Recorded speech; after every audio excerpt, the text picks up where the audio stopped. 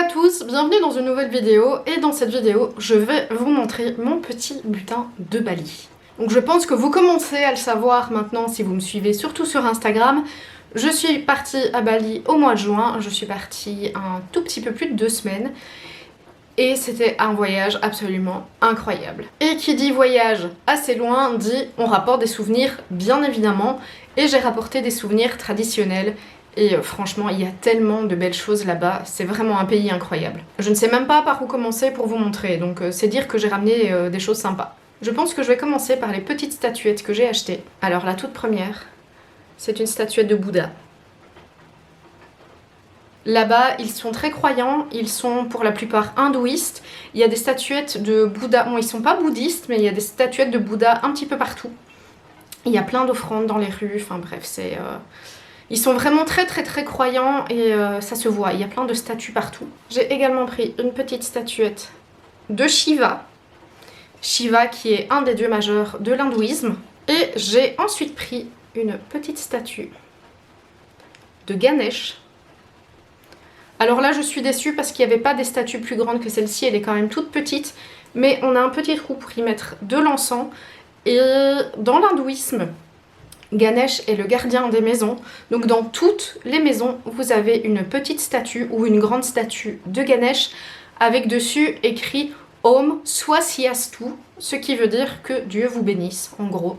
C'est ce que ça veut dire, et il y a ça dans toutes les maisons, et donc eh bien, je l'ai pris pour bien le mettre dans ma maison à moi. On va rester dans le traditionnel, et j'ai pris 2 sarongs. Alors ça se présente comme ceci. Et donc les sarongs, ce sont des tissus traditionnels indonésiens que l'on vient nouer autour de la taille pour en faire comme une jupe.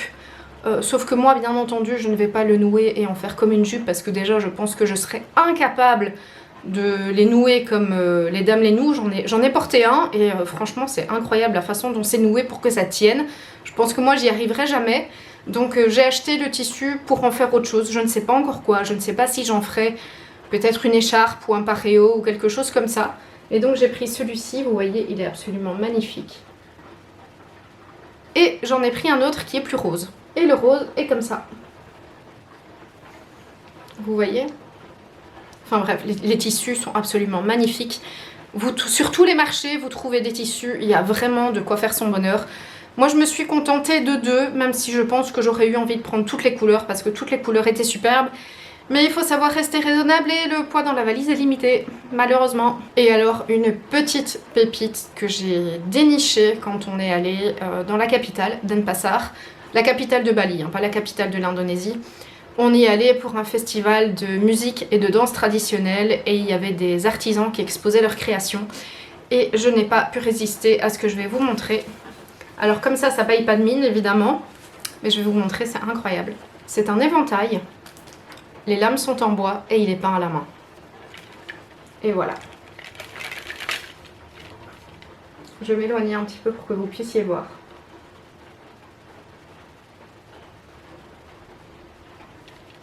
D'un côté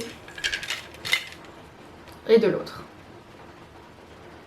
J'ai trouvé cet éventail absolument canon. Et là, pour le coup, j'ai craqué. Mais je me suis dit que c'était la seule chance peut-être que j'aurais dans ma vie d'avoir une pièce comme ça. Et donc ben voilà, j'ai pas réfléchi bien longtemps et je l'ai acheté. Maintenant il faut que j'achète un espèce de petit support, de petit trépied pour pouvoir l'exposer parce que là pour l'instant il est fermé, il faut juste que je trouve ça et ben, je pourrais l'exposer et dites-moi si vous voulez une fois qu'il sera placé que je vous fasse une photo peut-être pour mieux vous le montrer. Mais voilà, ça c'est un petit craquage. Alors quand je vous parlais des sarongs sur les marchés, on trouve bien évidemment plein de choses. Et j'ai pris un petit baume du tigre parce que par là vous en trouvez partout pour 3 fois rien. Hein. Et le baume du tigre, mais c'est tellement pratique. Et j'ai aussi pris une petite pochette. Bon, tout simplement avec écrit Bali dessus. Il y a une petite corde.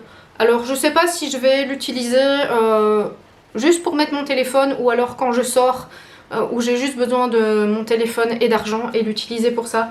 Mais vous voyez, elle est quand même assez chouette cette petite pochette, donc voilà, je l'aime beaucoup. J'ai eu le malheur de rentrer dans une pharmacie, et des pharmacies vous en avez à tous les coins de rue, et les pharmacies sont également des petites parapharmacies. Et qui dit parapharmacie dit cosmétiques. Alors, je n'ai pas craqué beaucoup en make-up, vraiment, mais je suis ressortie avec des rouges à lèvres. Voilà, je ne suis ressortie qu'avec des rouges à lèvres, mais je suis ressortie avec des rouges à lèvres et je sais pas où je vais les ranger parce que j'ai absolument plus de place. Mais ça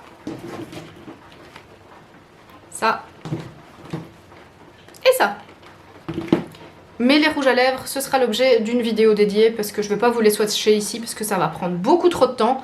Donc je ferai une autre vidéo avec les petits rouges à lèvres. Et alors, on va terminer par un petit peu de vaisselle parce que dans une des rues à Ubud, en fait dans la rue principale, je suis passée à un moment devant un magasin de vaisselle en bois. Et j'adore le bois, hein. Personnellement, je trouve que c'est tellement classe, que c'est tellement beau. Et déjà, la vitrine semblait alléchante et je suis rentrée.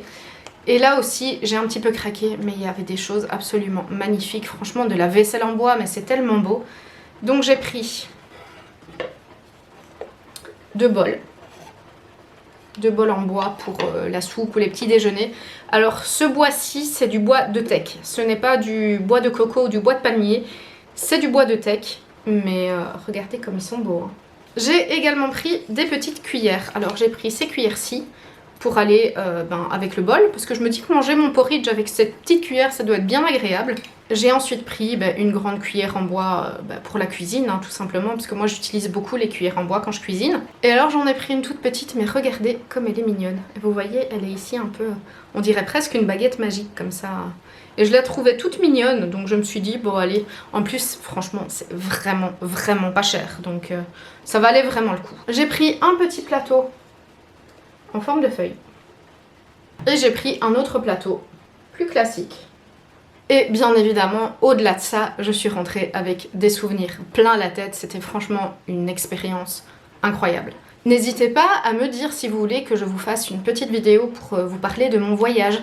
Sur Instagram, j'essaye de poster plus ou moins régulièrement des photos de mon voyage et de vous expliquer ce que j'ai fait. Mais si vous avez des questions, si vous aimeriez que je vous fasse une petite vidéo en vous montrant des photos et en vous expliquant ce que j'ai fait, dites-le moi dans les commentaires. J'espère que cette petite vidéo haul vous aura plu. N'hésitez pas à me dire ce que vous en avez pensé. N'hésitez pas à liker, à partager ma vidéo et à vous abonner à ma chaîne si vous aimez ce que je fais. Et en attendant la prochaine vidéo, comme d'habitude, prenez soin de vous et je vous embrasse. Ciao!